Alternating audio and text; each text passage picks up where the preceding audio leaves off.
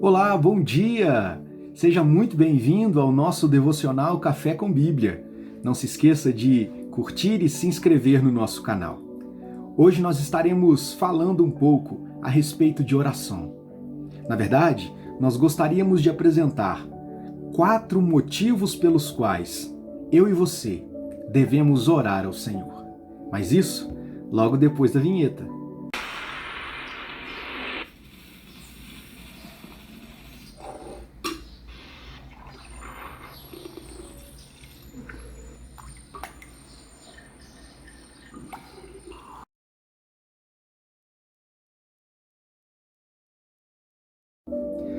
Nós temos trabalhado a temática da oração em alguns dos nossos devocionais. A razão para isso é muito simples. A oração é uma disciplina espiritual extremamente importante, vital para o nosso relacionamento para com Deus. Mas você já parou para pensar quais as motivações do seu coração para orar? Quais os motivos que te fazem falar com Deus todos os dias? É exatamente sobre isso que eu gostaria de conversar com você nesta manhã. Com isso, eu gostaria de apresentar 4 motivos pelos quais você, eu, devemos orar ao Senhor. Com certeza, estes 4 motivos não esgotam o assunto. E nem é a minha pretensão aqui em um vídeo tão curto como esse fazer isso. A minha intenção é apontar para você um norte, um direcionamento de como a Bíblia nos apresenta a forma que nós devemos nos colocar diante de Deus. Vamos lá? 4 motivos pelos quais nós devemos orar ao Senhor.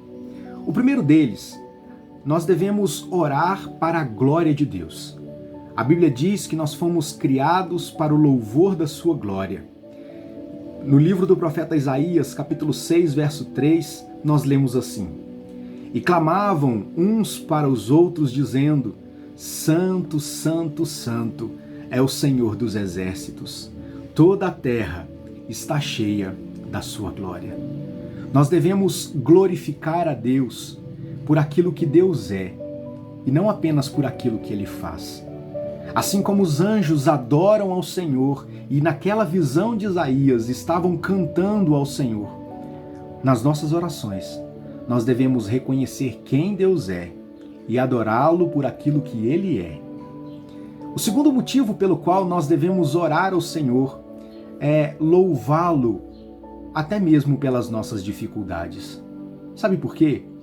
Deus tem um propósito para todas as coisas na nossa vida. O apóstolo Paulo disse assim no livro de Romanos, capítulo 5, versos 1 a 4.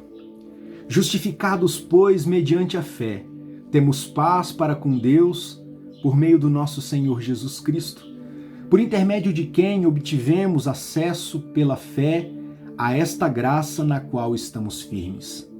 E gloriamo-nos na esperança da glória de Deus. E não somente isso, mas também nos gloriamos nas próprias tribulações, sabendo que a tribulação produz perseverança, e a perseverança, experiência, e a experiência, esperança. Gosto de pensar que nós podemos viver sem muitas coisas na nossa vida, mas é impossível ao ser humano viver sem esperança. A Bíblia vai dizer que Jesus Cristo é a nossa viva esperança. E é interessante perceber como aqui o apóstolo Paulo fala da grandeza de Deus na salvação do ser humano, mas não apenas nisso. Na grandeza de Deus em conduzir a nossa própria história. E nesse sentido, nós não apenas podemos, mas devemos agradecer a Deus, até mesmo pelas dificuldades que nós enfrentamos. Eu sei que isso é difícil. Eu sei que às vezes é complicado demais agradecermos pelas dificuldades que nós enfrentamos, porque elas não são agradáveis aos nossos olhos. Mas é interessante observar a dinâmica da oração do apóstolo Paulo. Ele nos apresenta a circunstância da nossa vida, que tem como finalidade um fim proveitoso. Tudo aquilo que acontece conosco existem ensinamentos de Deus para a nossa vida. E Ele vai dizer que a tribulação, que a dificuldade produz perseverança, a capacidade de continuar a despeito das dificuldades. A perseverança, por sua vez, gera no nosso coração a experiência. Sabe quando você olha para trás e diz, eu já passei por isso antes, eu já estive em maus lençóis outras vezes, e isso não foi o fim? Quando a experiência é sedimentada no nosso coração, ela é capaz de gerar esperança, a capacidade de acreditar que apesar do caos que muitas vezes nós vivemos, Deus está no controle. O terceiro motivo pelo qual nós devemos orar ao Senhor é pelas nossas próprias preocupações. O mesmo apóstolo Paulo, escrevendo aos Filipenses, disse assim: não andeis ansiosos por coisa alguma. Em tudo, porém, sejam conhecidas diante de Deus as vossas petições, pela oração, súplica, com ações de graças. E a paz de Deus, que excede todo entendimento, guardará o vosso coração e a vossa mente em Cristo Jesus. Sim, nós devemos colocar diante de Deus tudo aquilo que aflige o nosso coração, as nossas preocupações, aquilo que muitas vezes nos leva às lágrimas, o peso que muitas vezes as circunstâncias colocam sobre os nossos ombros. O texto nos diz para apresentá-los diante de Deus.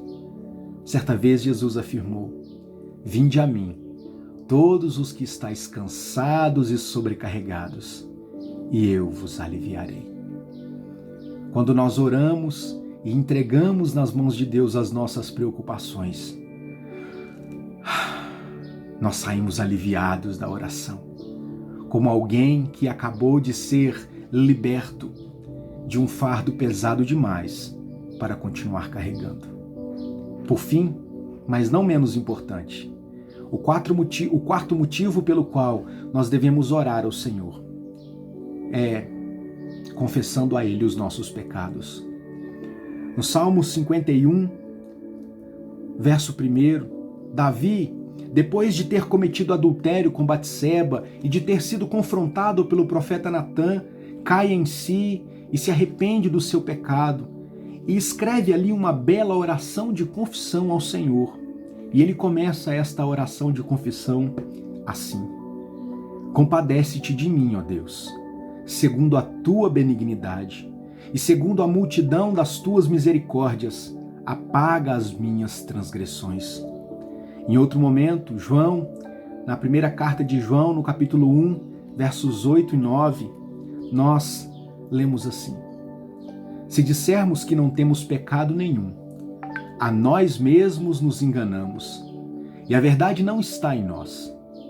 Mas se confessarmos os nossos pecados, Ele é fiel e justo para nos perdoar os pecados e nos purificar de toda injustiça.